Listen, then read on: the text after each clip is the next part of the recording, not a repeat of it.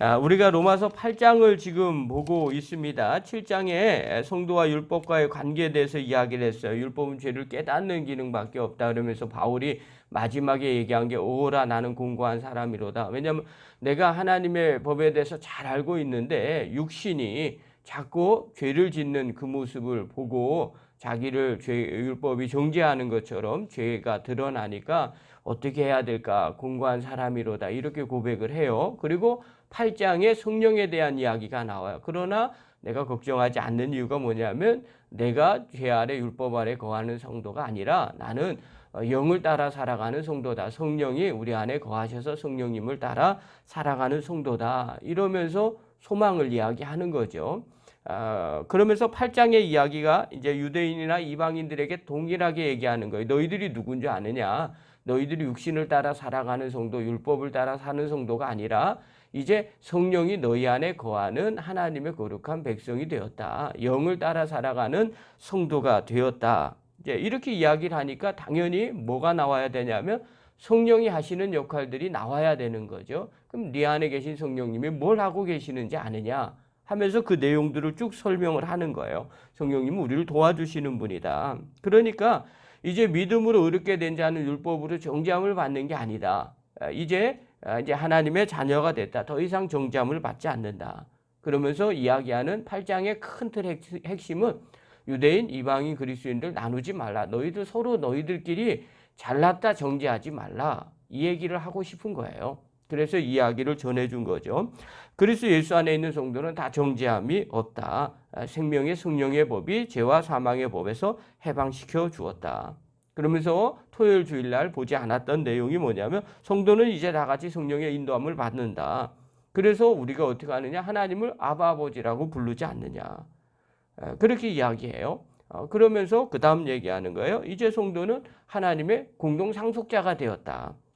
그러니까 고난을 받을 때 낙심하지 말고 소망을 가져라. 이게 내용이에요.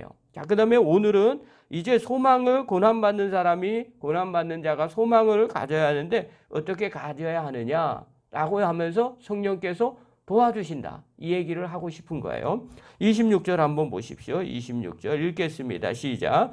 이와 같이 성령도 우리의 연약함을 도우시나니 우리는 마땅히 기도할 바를 알지 못하나 오직 성령이 말할 수 없는 탄식으로 우리를 위하여 친히 간구하시느니라. 자, 우리 안에 거하시는 성령께서 우리를 도와주신다는 거예요. 왜 이 이야기가 갑자기 툭 튀어나왔냐? 그 앞에 고난 받을 때 소망을 가져라. 힘들고 어려울 때 소망을 가져라. 어떻게 가져요? 우리 안에 성령님이 거하시지 않느냐. 그분이 우리가 마땅히 기도할 바를 고난당하면 앞이 깜깜해서 잘 모르지만 하나님께서 친히 성령께서 기도할 바를 알지 못하나 내 안에 계신 성령께서 탄식할 수 없는 탄식으로 우리를 위해 친히 간구해 주신다. 그분이 도와주신다는 거예요. 그러니까 어려움 가운데서도 성령께서 도와주시니까 소망을 갖고 기도하라는 거예요. 자, 그러면서 그 다음 이야기를 하는 거예요. 우리는 어떤 사람이냐? 28절을 얘기해요. 28절. 그러면 이제 우리는 어떤 사람이냐? 28절 읽겠습니다. 시작. 우리가 알거니와 하나님을 사랑하는 자, 곧 그의 뜻대로 부르심을 입은 자들에게는 모든 것이 합력하여 선을 이루느니라. 자, 여기서 중요한 메시지를 하나 던지고 있는 거예요. 26절, 27절은 우리를 위해 성령께서 강구해 주신다. 이렇게 이야기하면서 28장에 전환을 하나 알아요. 우리가 다 알고 있지 않습니까? 이제 전제를 까는 거죠. 다 알고 있지 않아. 이렇게 이야기하면서 하나님을 사랑하는 자. 우리가 다 하나님 사랑하는 자 아니냐. 그러니까 유대인 그리스도인들이나 이방인 그리스도인이나 서로 갈등이 있는데 이제 뭉텅그려서 다 같이 얘기하는 거죠. 우리들이 누군지 아십니까? 우리 다 같이 하나님 사랑하시죠? 우리 다 알고 있지 않아요. 정말 하나님 지금 사랑하고 있지 않아요.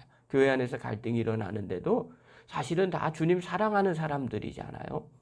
그러면서 그 다음 얘기하는 거예요. 하나님을 사랑하는 자, 곧 이 얘기는 하나님을 사랑하는 자와 똑같은 동등성산에서 얘기하는 거예요. 동의어예요. 그의 뜻대로 부르심을 입은 자들에게는. 그러니까 우리가 누구예요? 하나님을 사랑하는 자지만 또 다르게 보면 우리는 하나님의 뜻대로 부르심을 받은 자입니다. 부르심을 받은 성도입니다. 자, 그런 사람들은 어떻게 하느냐? 모든 것이 합력하여 선을 이룹니다. 이렇게 이야기하죠. 여기서 선이라는 것은 우리가 다 아는 거죠. 아가도스라는 것, 누누이 강조했죠. 하나님의 것을 말하는 거예요. 그러니까 선이라는 건 세상에서 얘기하는 좋은 것, 착한 것 이런 개념들이 아니에요. 성경에서 말하고 있는 선은 하나님의 것. 그러니까 우리는 다 그걸 알지 못하잖아요. 그런데 하나님은 선하신 분이기 때문에 하나님의 결과, 하나님의 계획은 다 선한 거예요. 그래서 하나님의 부르심을 입은 자들은 모든 것이 합력하여 선을 이루십니다. 자, 이렇게 이야기하는 내용이 이제 나오는 거죠. 자, 이 지금 유대인 성도나 이방인 성도나 다 하나님을 부르심 받은 성도 아닙니까? 우리 다 같이 하나님 사랑하는 분들 아닙니까? 자, 이런 분들은 싸우면 안 됩니다. 하나님이 부르신 이유가 우리 서로 연합해서 합력해서 하나님의 일을 이루기 위해서 우리를 부르신 겁니다. 제발 좀 그것 좀 보십시오. 내 육체적으로 내 정욕대로 아니면 내가 율법을 갖고 있다. 그거 갖고 서로 비난하고 정죄하지 마시기 바랍니다. 하나님의 뜻이 있어서 우리를 불러주신 겁니다. 맨날 들었던 얘기죠. 바울이 여기서 얘기한 것뿐만 아니라 모든 성도들이 늘 말씀으로 고백하는 내용들이 이 내용이에요. 자, 그러면서 이야기하는 거죠. 하나님의 선한 뜻이 있어서 우리를 다 불러주신 겁니다. 그러니 더 이상 좀 갈등하지 마시기 바랍니다. 싸우지 마시기 바랍니다. 다 하나님이 필요해서 부르신 겁니다. 저도 이 말을 꼭 하고 싶어요.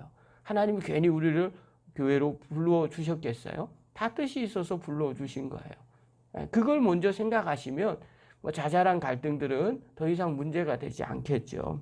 자, 그러면 하나님의 뜻이 무엇인가? 그 다음 얘기를 해주고 싶은 거죠. 그 다음 하나님의 뜻을 얘기해요. 오늘 29절 30절에 보면 이렇게 나와요. 읽겠습니다. 시작. 하나님이 미리 아신 자들을 또한 그 아들의 형상을 본받게 하기 위하여 미리 정하셨으니 이는 그로 많은 형제 중에서 맏아들이 되게 하려 하심이니라. 또 미리 정하신 그들을 또한 부르시고 부르신 그들을 또한 의롭다 하시고 의롭다 하신 그들을 또한 영화롭게 하셨느니라. 자, 선이라는 게 어떤 거냐? 로마서에서 바울이 하고 싶은 핵심, 말하고 싶은 이 선을 이어서 이야기를 하는 거예요. 선을 이루십니다. 그러면서 하나님이 미리 하신 자들은 지금 구원받은 우리를 얘기하는 거예요. 하나님을 사랑하는 우리를 얘기하는 거예요. 지금 전부 다 동의어예요. 하나님을 사랑하는 사람, 그리고 그 뜻대로 부르심을 받은 사람, 또 하나님이 미리 하신 자. 이게 다 똑같은 동의어예요. 근데 단어만 바꿔서 설명한 거예요. 한마디로 구원받은 우리들을 어떻게 하려고 그러느냐? 하나님의 선한 계획, 모든 것이 합력하여 선을 이루시는데 그 선한 계획이 뭐냐면 그 아들의 형상을 본받게 하기 위해서 주님을 닮아가는 거죠. 그 아들의 형상을 본받게 하기 위해서 미리 정했다는 거예요. 그리고 우리를 부르셨다는 거예요. 그리고 우리를 함께 신앙생활하게 하셨다는 거예요. 그래서 이 안에서 선을 이루게 하시는 거예요. 하나님의 형상을 이루어가게 하기 위해서 우리를 불러주셨다는 거예요.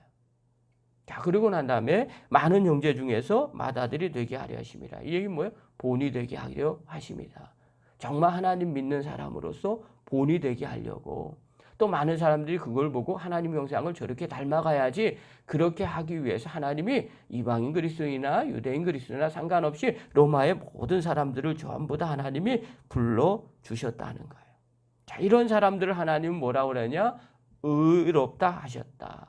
의라는 건 칭의를 얘기하는 거죠. 죄 가운데 있었을 때 하나님의 의로 구원받았게. 너는 의롭다 이렇게 인정해 줬고요. 또 이 사람들을 점점 어떻게 만들어 주겠느냐? 영화롭게 해 주신다는 거예요. 여러분, 우리가 사람을 통해서, 관계를 통해서 우리의 어려운 부분들, 우리의 약한 부분들이 다듬어집니다. 그때가 가장 정확한 거예요. 그러니까 공동체 안에서 성도들 간에 약간의 부딪힘은 다 있어요. 왜냐하면 내 마음대로 다 안 되거든요. 그러나 그걸 통해서 뭘 하기를 원하시느냐? 우리의 모난 부분들을 이렇게 가는 거라고 그래야 되나요? 그렇게 만들어 가는 거죠. 그러면서 하나님의 형상, 또 예수님의 형상을 본받게 하려고 하나님의 그런 선한 뜻이 그 안에 있더라는 거예요. 그래서 하나님께서 우리를 불러주셨다. 성령께서 우리 안에 거하신다는 거예요.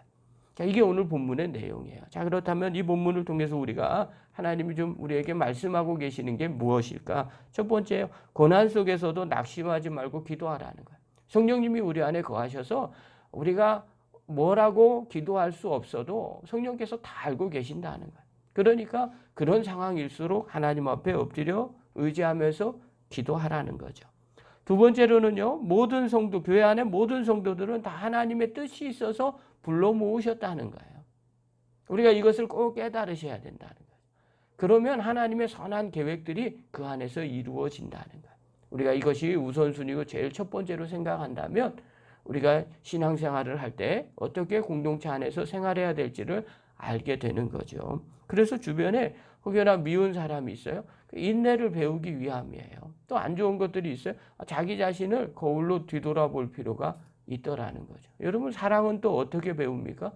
이 상대방이 있어야 사랑을 배우는 거 아니겠어요? 인내도 마찬가지죠. 옆에 있는 사람, 힘든 사람이 있어야 내가 인내를 배우는 거예요. 그러지 않으면 배울 수가 없는 거죠. 그러니까 성령의 열매는 사실은 다 공동체 안에 상대방이 있어야만 열매를 맺을 수 있는 거예요. 배울 수 있는 거예요. 혼자 있을 때는 그걸 배울 수가 없게 되는 거죠. 그래서 하나님이 모든 성도들을 통해서 하나님의 일을 하게 하셨다는 거죠. 우리가 이것을 깨달아야 되는 거고요. 세 번째요. 성령님이 우리 안에 거하시며 우리가 예수님의 성품을 닮아간다는 거예요. 많은 분들이 오해하는 거예요. 성령님이 우리 안에 거하시고 성령 충만하며 막 능력만 이야기를 해요. 근데 이 능력은요. 하나님이 주시기도 하지만 하나님이 안 주시기도 해요.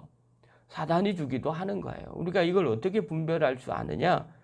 죄송합니다. 성품을 통해서 분별하는 거예요.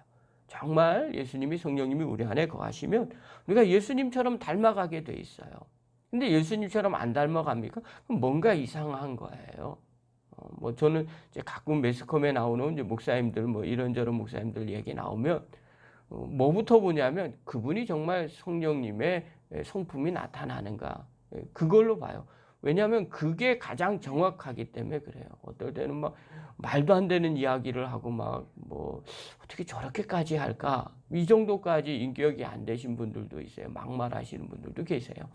그럼 뒤돌아볼 필요가 있죠. 정말 성령님의 역사하신가? 아니면 세상이 주는 카리스마 아니면 사단이 주는 카리스마를 갖고 저렇게 하고 있는 건가? 뒤돌아볼 필요가 있더라는 거예요. 그래서 성령님의 열매를 우리가 늘 사모해야 돼요. 내 안에 성령님이 계시다면 그 증거로 하나님을 예수님을 닮아가는 모습이 분명하게 나타나야 되는 거죠.